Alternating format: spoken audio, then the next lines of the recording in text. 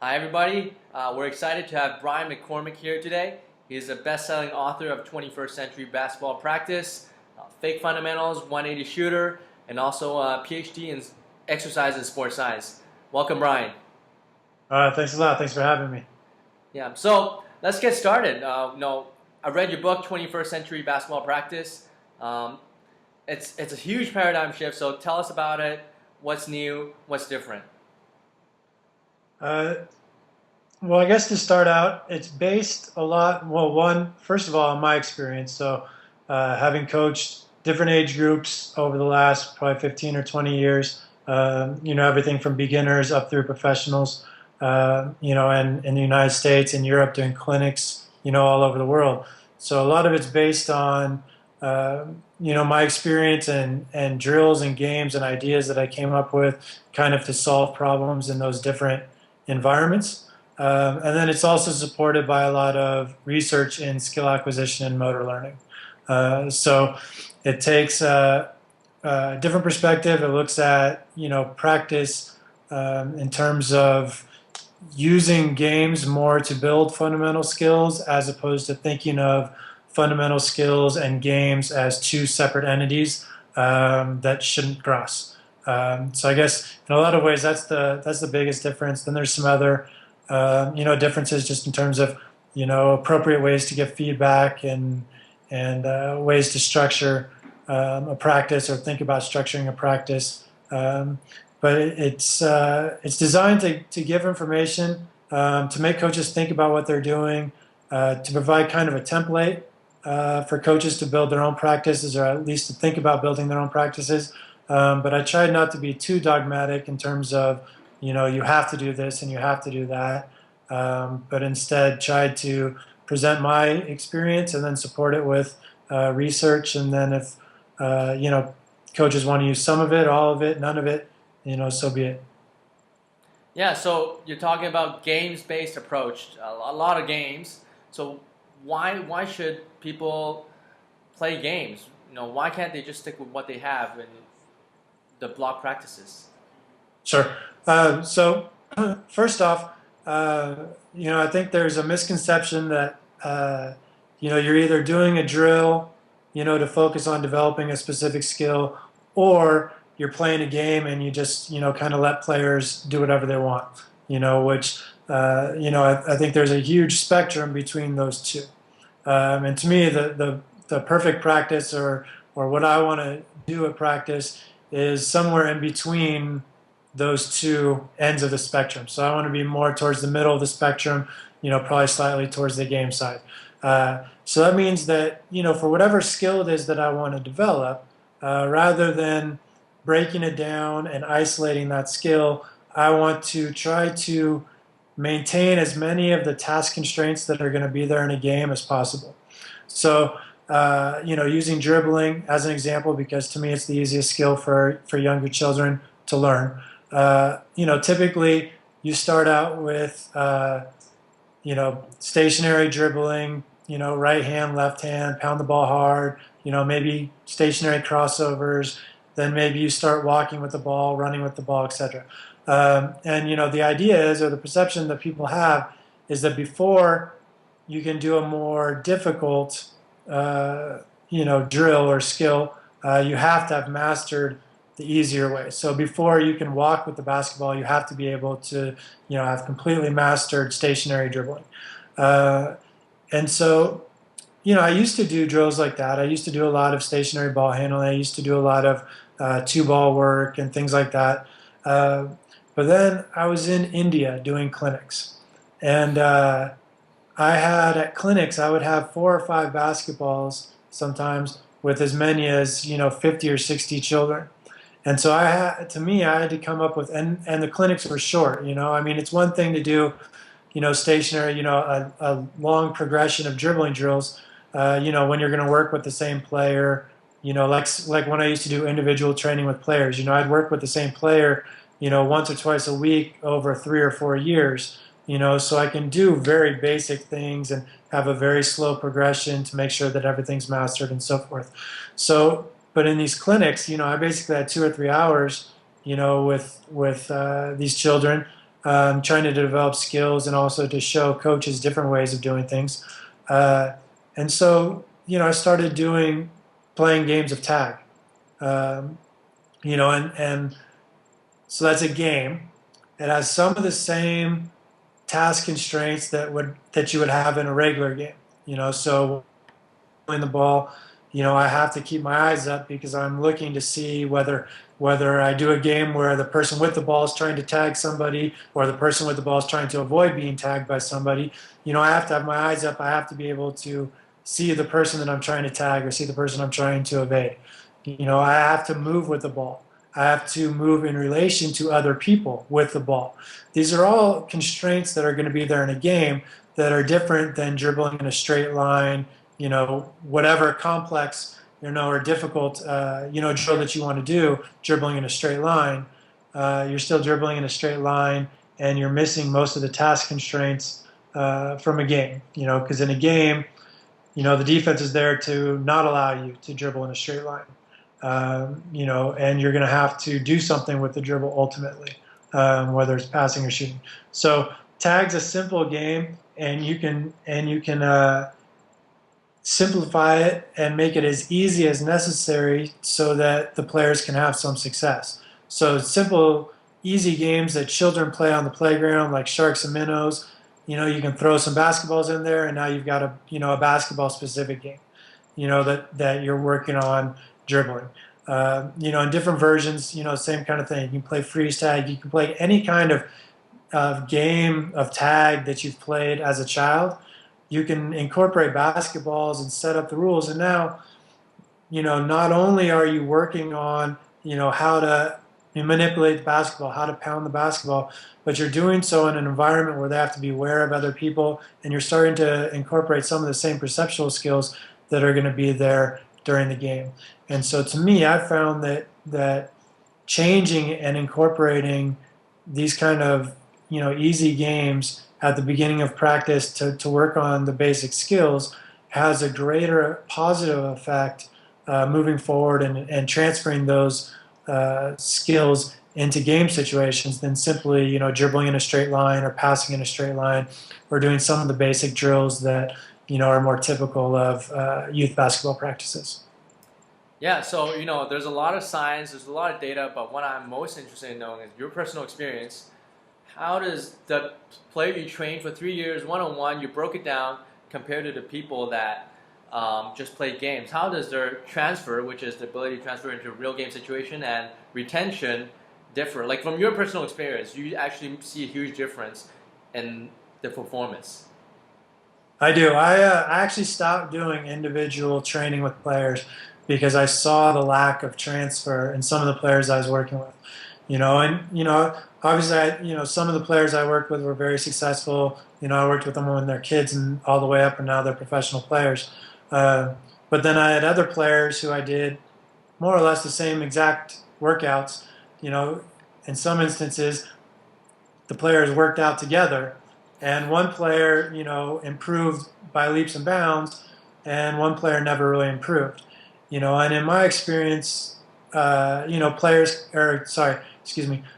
people looked at the difference in the two players, and they would always blame it either on athletic or psychological things. So they would say, well, the player who made it, he's just a better athlete, or the player who didn't make it, he's just not mentally tough, or he's just not this, he's not that. And the blame was always placed on the player, and occasionally it was placed on the team coach. So, a parent or somebody else would see a player working out with me individually, doing block drills, over time, and they would see improvement, but they wouldn't see the same improvement in games. So then it was, his high school coach doesn't know how to use him properly, or his high school coach doesn't know what he's doing. Even though the high school coach was competing for, an area championship, it was the coach's fault. So, the more I thought about it, and the more it became frustrating to me. And so I stopped for the most part doing individual training, especially on a long-term basis, because I think we get caught up in this idea that the only way to improve, is by doing these very specific drills and working out individually and hiring a personal trainer and all these things. And I think you can have as good or better results simply by incorporating more games. Going, I mean, people of my generation, nobody had an individual trainer. We went and played pickup games, and we developed through these pickup games, and then we would see a deficiency in our game, and then we would, work on it on our own. Trying to figure out a solution. So when I was, in seventh and eighth grade, and I played against, high school kids, and I was one of the smallest, if not the smallest kid on the court. I had to come up with a shot that I could get over, the bigger kids. So I would go home and, practice floaters or runners or different ways to shoot over bigger players. And now I think everything is so regimented and controlled and adult supervised that players lack a lot of the creativity, and a lot of that is because they've been in these training environments and following demonstrations and not trying to create things on their own. And so I see with players who are just kind of put into these more dynamic drills, the transfer is greater because not only are they practicing the technique of dribbling a basketball or shooting a basketball, but they're also incorporating the perceptual dimension. So they're, learning how to read a defensive player. They're learning, when to shoot, when not to shoot, when to pump fake, when to drive a closeout, when they have enough space to shoot. These things. And in games, these are the important decisions the players have to make. Scoring one-on-one in transition is less about the skill of your crossover, the technique of your crossover, and more about deciding whether a crossover is even the appropriate move or not. Because if you have a great crossover but you use it at the wrong time, it's not going to be effective. Most of the time in a one-on-one situation, depending on how far from the basket the player picks, the defender picks up the offensive player, oftentimes no move is even needed. Simple hesitation or just using speed to attack the backpedaling defensive player is all you need. A perfect example, I think, is if you watch high school basketball now, every player wants to use the Euro step when they go to the basket. And everything's Euro step. I watch some players, and you would think that, it was the only way that you were allowed to shoot layups anymore was to use the Euro step. And so a lot of players are even, they're using the Euro step. And look, I love the Euro step. I used it, towards the end of when I was playing. I've taught it, before it was called the Euro step. I used to call it the Iverson move back in like 2000. Before Ginobili was even using it in the NBA. So, I've taught it, I've used it, I love it, but it's a counter move. It's not something that you use automatically. And so to be able to use it, you have to set up the defense and you have to read the defense correctly. Because if you don't read the defense correctly, you're actually creating a more difficult shot. And when I go and watch high school games, I see that over and over and over again. Is players are so committed to using a Euro step because they've practiced it probably in individual training, whether on their own with a trainer, with their coach, whatever, that's how they finish now, and they use it and when it's not appropriate, and they create hard shots and they miss these shots when all they had to do was stop on 2 feet and shoot a basic layup, and they would have been fine. So to me, that's kind of the biggest indication of the problem with the individual training and doing the block practice drills is players that are using, they know the technique, they know how to do a Euro step, and they're very good with the Euro step, but they don't know when to use it. And to me, knowing when to use it is more important than actually being able to do it perfectly, if you will. Yeah, so a lot of what you say is blasphemy to a lot of coaches. So that leads us to another topic, which is fake fundamentals. So a lot of things that a lot of people use all the time, and then you're saying that's not the way to go. So 3-man weave, 3-on-2, 2-on-1, not giving up, forcing people baseline. Tell us about those, why we're doing it wrong. All right, well, first thing, in the book it might come across a little strong. So with some of them, so there's a difference. So when you practice any skill, right, you can have positive transfer, which is the practice leads to improved performance in a game. You can have neutral, okay, so nothing happens. You do something a lot in practice and there's no benefit in the game. You can also have negative transfer, which is you do something in practice and then it creates worse performance in a game. So to me, if what you're doing, if it's negative transfer, then obviously to me that's wrong. Okay, if it's neutral, then so be it. But ultimately, what we want is positive transfer. So one of the big things with some of the fake fundamentals that I wrote about, specifically thinking about three-man weave and even static stretching, isn't so much that those specifically are completely incorrect and you should never do them, but you need to know why you're doing them.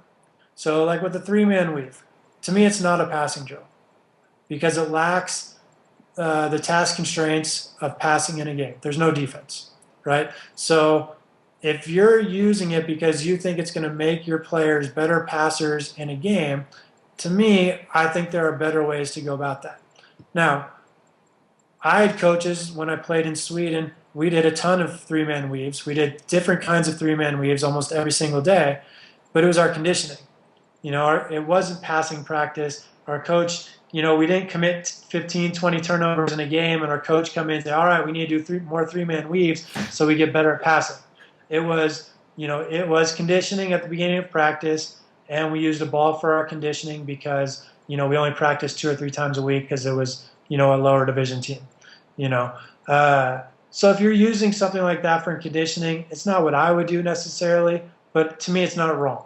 But if you're saying that three-man weave is what you're going to do to improve your passing in a game, to me I think that's misguided because the mistakes that most players make in a game have to do with the defense because they're either player is pressured and has to throw the pass earlier than they want to because of the person guarding them, or they miss a help defensive player because they're either focused on their own defender or they've got tunnel vision on the player they're passing it to, or they misjudge their teammate's cut. So a teammate's coming off a screen and they curl and I thought they were going to flare, so I throw the ball out of bounds.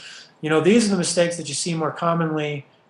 Throwing into the post players, calling for the ball with their left hand, but I throw it to their right hand, which is where the defensive player is. Things like that. To me, that's where most mistakes happen. And obviously there's other things that can happen, and there's a small argument that three-man weave you can practice, reading the speed of a teammate, and passing to where they're going to be, stuff like that. But for the most part, most mistakes in practice are made have to do with the defense, and therefore most, if not all, passing practice should incorporate a defensive player, in my mind. So again, that's where I use a game instead of doing two-line, pass back and forth or a three-man weave, something like that. I just create simple games, that force passing. So whether it's playing 3-on-3 without a dribble, or it's playing, basically keep away, and typically I adjust keep away depending on the level of skill, so I can make it easy by giving the offense a big advantage. I can make it harder by reducing the advantage, and I can even make it even more difficult for advanced or let's say high school varsity college type players by putting more defensive players than I have offensive players. So I can manipulate the difficulty of the game to match the skill level of the players, and so to me that's the reason why I kind of picked on three-man weave, because it's the drill that's kind of used most often, and it's kind of emblematic to me of a drill that people use without really thinking about why they're using it. It's just something that's always been done. It incorporates passing, so it must be a passing drill. We struggled in passing last game, so we must do more three-man weaves. And the other thing, I was working with the middle school team this time last year, and I just started counting the number of passes and players again, middle school players, not the most skilled players. Most of them were beginners, first-year players, second-year players. In a three-man weave drill, with the number of mistakes that were made and the amount of coach instruction that went into it to get them to actually do the drill correctly, they hardly made any passes. I think in like 10 minutes, each player made like 4 or 5 passes. Whereas you break the groups up into small games of keep away, and now they're getting, almost 3 or 5 times as many passes, in the same amount of time. So if we're going to say that repetitions are important and we need more repetitions. Well, to me, a game like Keep Away will provide more repetitions than a drill like 3-man weave 2. Plus, the repetitions in a game context, okay, where you're still having to evaluate where's the defensive player, who's my open teammate, how fast is my teammate moving, and so I'm incorporating these same perceptual skills that are going to be involved in a game. So some of the other ones, 3-on-2, 2-on-1. I mean, it's the same thing. It's to me a 3-on-2, 2-on-1. It tends to end up as scripted practice. So coaches want almost the same execution every single time. And in a game, that never happens. You almost never get 3 players running down right next to each other at the same speed, ball in the center of the court, 2 defensive players waiting for them, squared up. Like, it rarely ever happens in a game. So the idea of practicing 3-on-2 fast breaks is great, and I use 3-on-2 fast breaks and 2-on-1 fast breaks a lot in practice.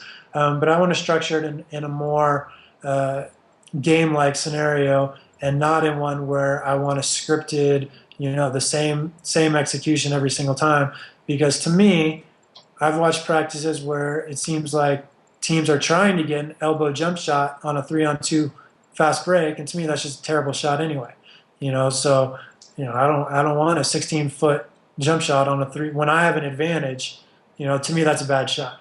A 16-foot jump shot like that, that's something that we have to take, end of shot clock, or when the defense is doing a good job, not when we have a big advantage because we have one extra player. To me, if we have one extra player, we should be getting a layup, or depending on the skill level, a wide open 3-pointer. I think that settling for a jump shot and having that be our goal to get an elbow jump shot, that's just not the way that I want to play basketball. Awesome. So there's a ton of material there, a lot of individual games. But now let's talk about, I've read all your books, your anti-fragile offense, your fake fundamentals. I want to put it together. I want to use it for my season as like a beginner youth coach. Now let's start with the season. How does your season look like? What do you think about? How do you progress throughout the season? Okay. That's one of those things even if you tell me the age group and the skill level of the players, there's such a big dynamic. I was in Kenya a couple of weeks ago, and I was doing a youth clinic, and that's what I was talking to the coaches about, because they kind of have a reverence towards college or professional coaches. And I told them, look, coaching youth basketball is harder than coaching college and professional basketball, because players are, within a single team, players are at such different levels, and they're going to adapt to things at such different rates. Whereas, professional players, even, LeBron James down to the worst player in the NBA, are still, you think of it as a huge discrepancy in skill because LeBron James is so good, and your average player, comparatively isn't. But the range of skills is still fairly small, compared to, a youth team where you could have, an under 11 team, and you could have one 11-year-old who looks more like a 15-year-old and one 11-year-old who looks more like a 9-year-old.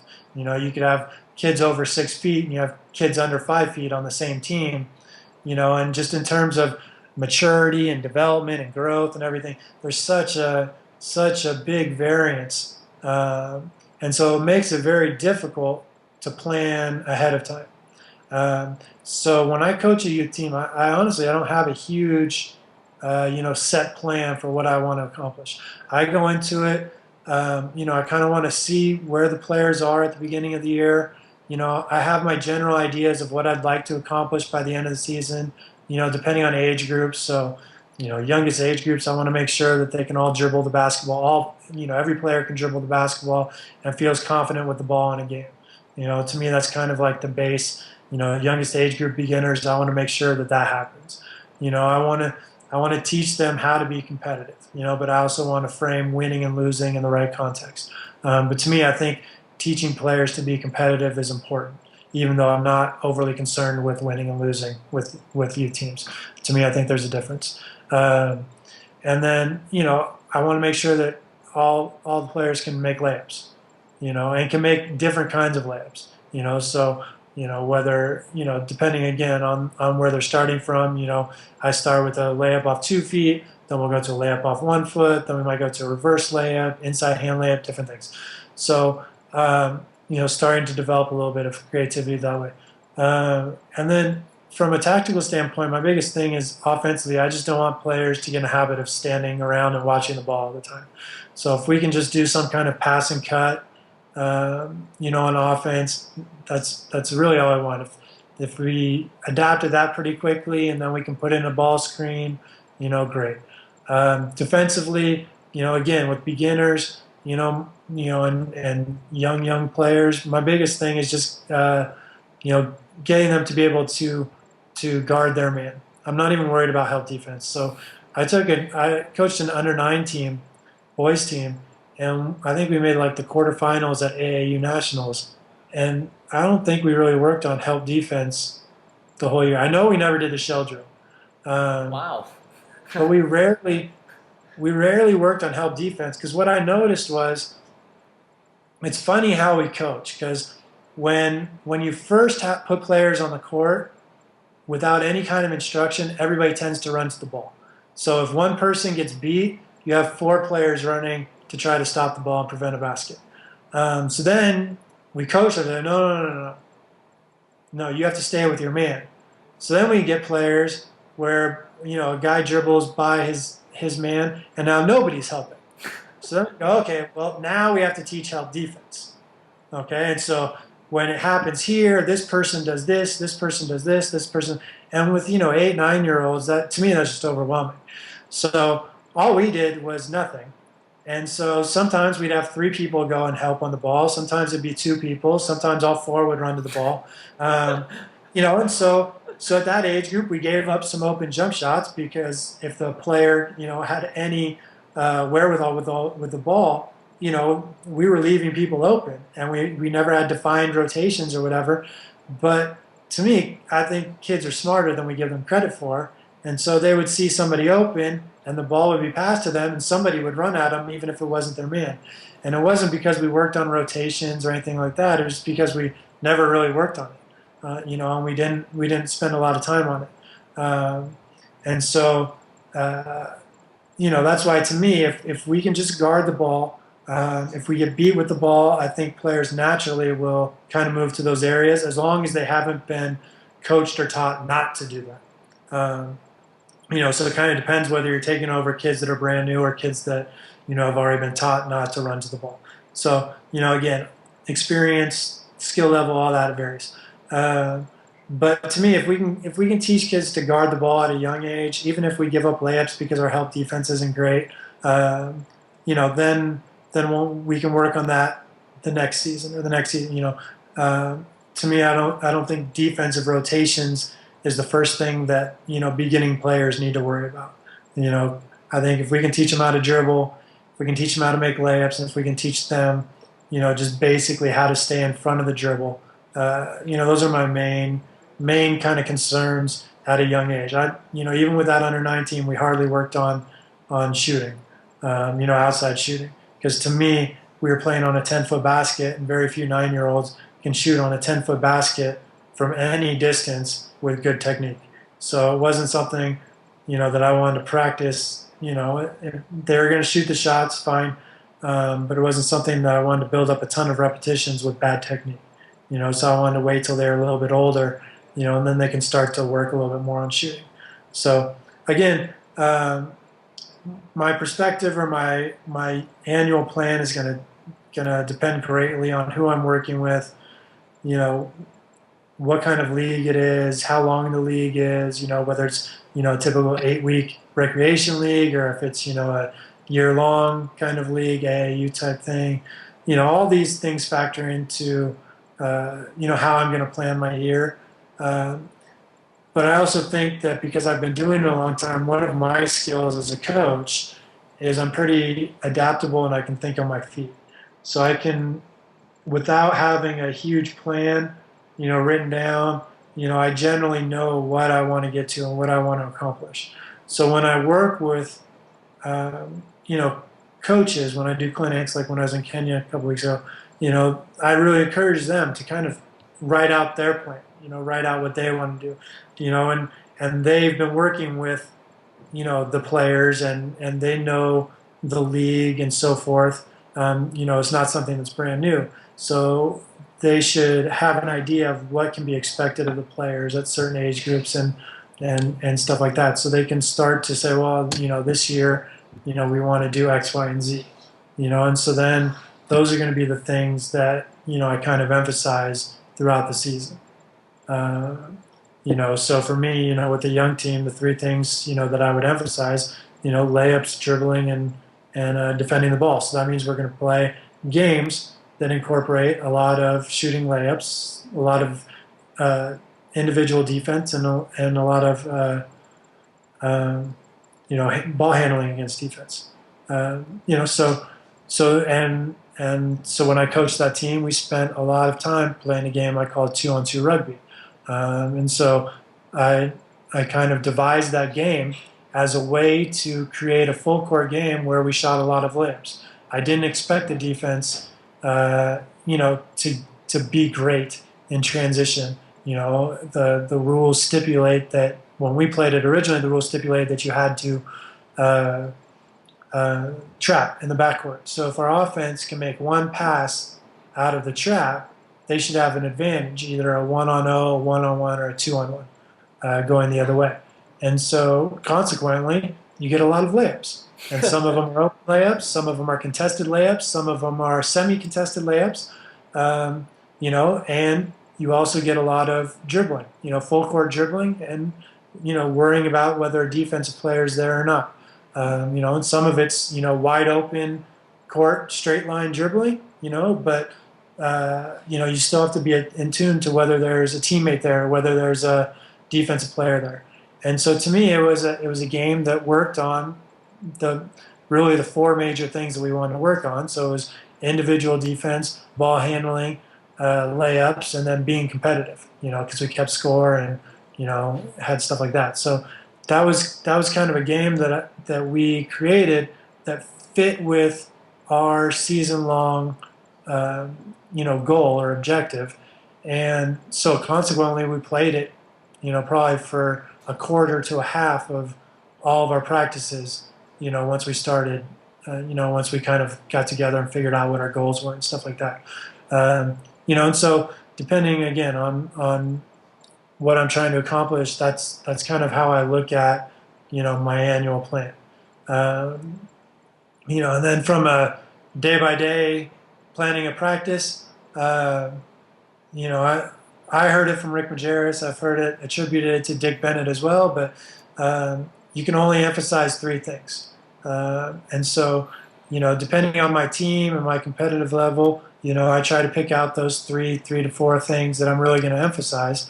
And those are the things that should be in every single practice. And so that's what I build my practice around. And so, I wrote a blog about it. I forgot where I got it, but one of the strength training books that I read over the last probably 4 or 5 months talked about, if you want to get at your philosophy for training, basically think about if you had 10 minutes a day to train, what would be the 10 minute, what would you do in 10 minutes if you only had 10 minutes to train? And that will basically strip it down to what you think is the most essential. And so again, depending on the age groups, again, with that team, if we only did one thing at practice, we would have played 2-on-2 rugby. If we could only do one drill at practice for the entire season, that's what I would have done with those under 9 players. Because I think it gave us the most bang for the buck, and it accomplished what we were trying to, it accomplished our objective. With older teams, older players, different goals, I might use different games, and stuff like that. So, but to me, I pick out the three things. So, with older teams, my three things tend to be shooting, pick and roll play, and transition defense. So in every practice that I do, I'll have shooting drills, transition defense drills, and pick and roll drills, both offense and defense. And that's where my emphasis is. And so, probably half to 3/4 of a practice will probably be spent in some way incorporating those three things. And again, because I use a game-based model. Most of those will be in kind of game situations, whether small-sided games or 5-on-5 games. But that's how I'm going to build my practice. And then, the other things that I do at practice will kind of depend a lot of time on what I see during the games. So if I'm, let's say we're playing a 3-on-3 game and we're emphasizing the pick and roll, but our passing's terrible, well then maybe I stop the drill and we do a passing only game, or maybe that tells me, maybe it's late in practice, so that tells me tomorrow I need to start practice with a passing game, and so a lot of the drills are going to be based on what we've done recently in games or in practice. And so again, with young coaches or new coaches, I encourage coaches to have a specific plan in mind for the whole practice. So when I was starting out, I would have I wrote my practice plan out on index cards, and I would write out minute by minute what I was going to do at practice. So if I had a 90-minute practice, first 10 minutes warm up, second, next 5 minutes this, next 5 minutes this, next 20 minutes this, however I want to break up the practice. And I did it, I had it planned out minute by minute, water breaks, everything was planned out. And then I would have a couple extra drills in mind. So I might have a fun drill that I could add in if practice was going poorly or the enthusiasm was low. I'd have a fun drill written down. So if I saw that, oh man, there's no enthusiasm today, nobody's talking, all right, let's play this tag game because that's fun, everybody likes it, let's do that, and try to get some enthusiasm back in practice. And then I might have a backup drill, in case we flew through, I thought things were going to take, my practice was going to take 90 minutes, but 75 minutes and we've done everything I wanted to do, so I might have one more drill in mind that I can add if necessary. Now when I plan practices, I don't put times on drills, and I usually only list out 4 or 5 things for practice because I'm going to adjust based on what I see. And so that's something that I feel comfortable doing, again, because I feel like I'm good at thinking on my feet, and I've also been doing it a long time. And I also have a stable of drills, in my mind that I've used over and over that I can plug in for different situations. So again, if we start out, let's say with 2-on-2 rugby to start a practice and we're missing layups, well, I don't have a layup drill written out, but I go, all right, we can't make a layup today. All right, let's do this layup drill. And I have 2 or 3 layup drills, in the back of my mind that I can use. Or if it's our dribbling that, we're kicking the ball off our feet and stuff, dribbling the ball down court. All right, let's play tag. Let's get some dribbling, just some specific dribbling practice. So again, how I coach and how I advise coaches is a little different, and most of that's just based on experience, and what I feel comfortable doing, but I always encourage coaches, even if you don't plan it minute by minute. To me, I think the most important part of planning a practice is the actual planning process. So just me, even though I don't plan out specifics, when I write it out, I have to think about, well, yeah, this drill will probably take about 10 minutes, so that will give me about 10 more minutes, and just that process of thinking about practice, I think prepares you for practice. Even if you were to plan practice, crumple up the paper and throw it away, and then go in and practice with nothing written down, I think you'd be better prepared for practice just from having gone through that planning process than if you just show up on the court and say, all right, what are we going to do today? And then the other thing, I keep my practice plans over a year. So like I have my last season around here somewhere in some box, so that I can go through and I can look back, to a previous year and say, okay, well, this is how quickly I progressed something.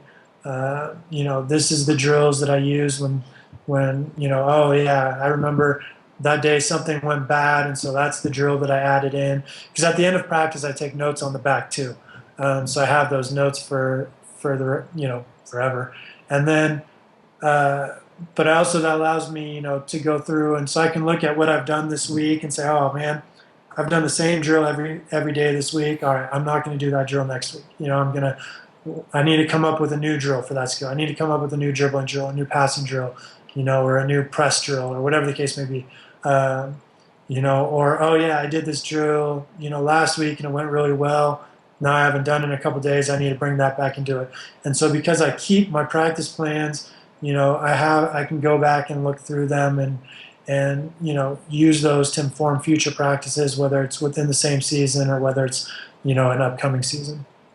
All right, so that's a lot of information. But another question I have is, I know you play a lot of 3-on-3s and 4-on-4 and 5-on-5, but you don't want them to just scrimmage. You apply some rules and change the game up. So what are those variations that you use? Okay. Again, it depends on who I'm working with and what skill I want to emphasize. So, like I already mentioned, I might play 3-on-3 no dribble. I could play 3-on-3 no dribble in the half court, or I could play 3-on-3 no dribble full court. If you want a good conditioning game, 3-on-3 full court no dribble is one of the tougher games that you'll play from a conditioning standpoint, especially if you emphasize the defense picking up the full court as I do. If I'm going to do, like I said, pick and roll defense is pick and rolls is one of the things I emphasize. So I'll play 3-on-3, and we'll start with a side pick and roll. So I start with the ball on top, I enter the ball to the wing, and then they have to set an on-ball screen before they can score. Or I might just enter the ball wherever I want and just tell them, well, you have to run a pick and roll somewhere before you can score.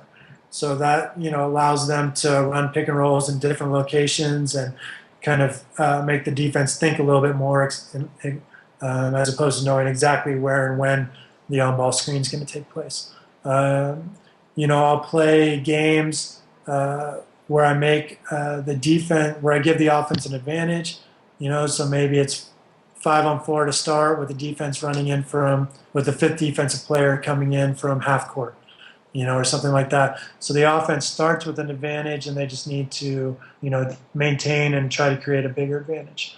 I might play, one of my favorite games I play now, and I play 3-on-3, 4-on-4, and 5-on-5, is the 1-second game. So one of the things, having coached in Europe, one of the bigger things is when I come back to the States, players play so slow.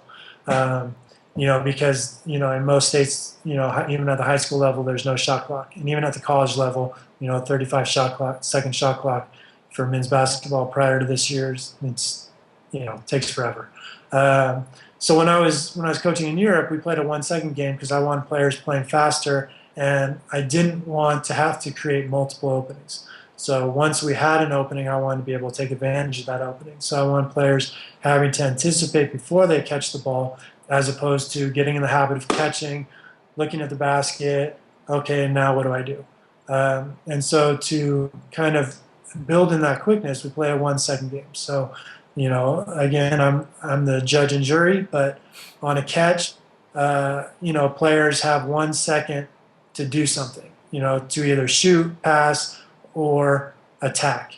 And so attack kind of gets to be a gray area, whether they're actually attacking or whether they're just dribbling, because they know they have to do something. So I reserve the right to call turnover if they're just, dribbling the ball to get out of the 1-second rule. But that's again, it's another game that I use for a specific purpose. And so whatever it is that I want to practice, whether it's passing, dribbling, pick and rolls, screen off the balls, whatever skill it is that I want to emphasize, I would just devise rules that kind of emphasize or force that skill to be incorporated. So when I want to work on rebounding, I don't do a lot of rebounding drills, but a lot of times just in scrimmages, I'll give the offense a point for an offensive rebound. So now the offense is going to attack the boards harder, and the defense knows that they need to, keep the offense off the glass, so they don't give up free points. So something like that. So just manipulating a scoring system.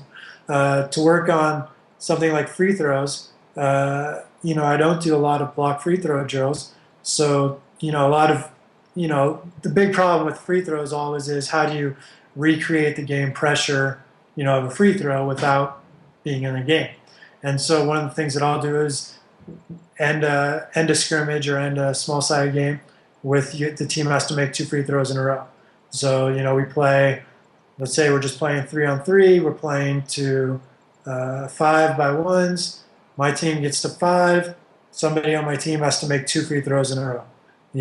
If I miss either free throw, the ball's live and we keep playing. So if I miss my free throw and then we score again, somebody else on my team goes to the free throw line. They have to make 2 free throws in a row. We play that out until somebody wins the game and converts 2 free throws in a row. And so to me, that's my way of practicing free throws, incorporating free throws into the practice, and trying to incorporate some kind of game pressure onto the free throws. So it's within a game, so there's some of the fatigue that's present during a game, and it's also some of the pressure, because you win or lose based on making that free throw. So, those are just some of the ideas, that I use. But again, whatever it is that I feel like my team needs to work on, I just want to try to create something through the rules or through constraints that emphasizes that skill. All right, so this is a personal question because I've been using a lot of these drills. How do I encourage my players to get creative and not be afraid to try new things, like get out of their comfort zone a little bit? Okay, so again, it depends on. I do think that's one. So I use a competitive culture in practice, and so I keep score, and especially high school and youth teams. I actually decide my starting lineup based on practice performance and keeping track of wins and losses in practice. And so I do think one of the negatives of that potentially is the fear of failure or the emphasis on doing what they already can do because they want to win the drill instead of trying something new. So a couple ways that I try to encourage creativity is, one, I don't punish mistakes. So even like I remember that the under-9 team that I was talking about when we were at nationals. I had two guys who were kind of our taller quote unquote post players, and so in one game, one of them caught the ball at the top of the key and he shot a 3-pointer. And so after the game, it was the only time I'd ever seen him shoot a 3-pointer. And so after the game, the other one, who was far more cerebral, he came up to me and he's like, "Well, Johnny shot a 3-pointer, so does that mean that I can shoot a 3-pointer?" And I was like, "Well, do you think you can make the shot?" I'm like, is that a good shot for you? He's like, "Probably not." I'm like, "So what do you think?" He's like, "Okay." So it wasn't that I wanted to tell him, "No, you absolutely cannot shoot that shot," because I didn't want to discourage him. But I also, we were in nationals and the club had decided to take it seriously and to try to win and stuff. So I also didn't want to start encouraging everybody just to, jack shots whenever they felt like it. So I think there's that happy balance, between encouraging, creativity or encouraging players to try new things, and then also, giving them too much freedom, I guess. I guess the biggest thing that I do is I just try to create an environment at practice where mistakes are accepted. I don't yell about mistakes. The only time I really yell is lack of effort. I continually say things like, in basic kind of drills, I'll say, if you're not making mistakes, you're not working hard enough, to try to get them to see that making mistakes is part of the process, and it's actually encouraged, especially, during practice. That's our time to try to expand our skill level. I've done things like I did a basic layup drill with the team last year at a clinic, and I didn't think that they were going very hard, and they were all kind of just basically making basic layups, even though I told them just to finish. I didn't tell them how to finish, and so I stopped them. I was like, "All right, there's 8 guys in line, okay, on both sides of the court, okay? If the person in front of you, or if any of the players that are in front of you, once they attempt a specific shot, you can't use that same shot. So basically, we need to have 8 different shot attempts each time through. So if the first person does, a traditional off 1 foot right-handed layup, next person, you can't do that. You've got to do an inside hand layup or jump off 2 feet or do an up and under or a reverse layup or, shoot a run or a floater. There's all these different shots that you can shoot. And so that was one way that I used to try to get them, to force them to do different things. And so I've done that a little bit in games. So telling teams, especially if I haven't put in some kind of rule or constraint, and say we're just playing 3-on-3, I'll say, you can't score in the same way twice in the same game. So if you create your first basket off a pick and roll passing to the roller, then you can't, score off a pick and roll passing to the roller again. You need to, the person using the screen needs to score, or you need to set a screen away from the ball, or do something else. Maybe you set a double screen on the ball, and set a flare screen off of it, or a back screen, or whatever the case may be. There's tons of things that you can do. So do something else. Try something else. So I think those are the main things. I think to me, I think the biggest thing, and I talk about this a little bit in 21st century, is it's just the environment that you create. And I truly believe that every coach starts coaching for the right reasons.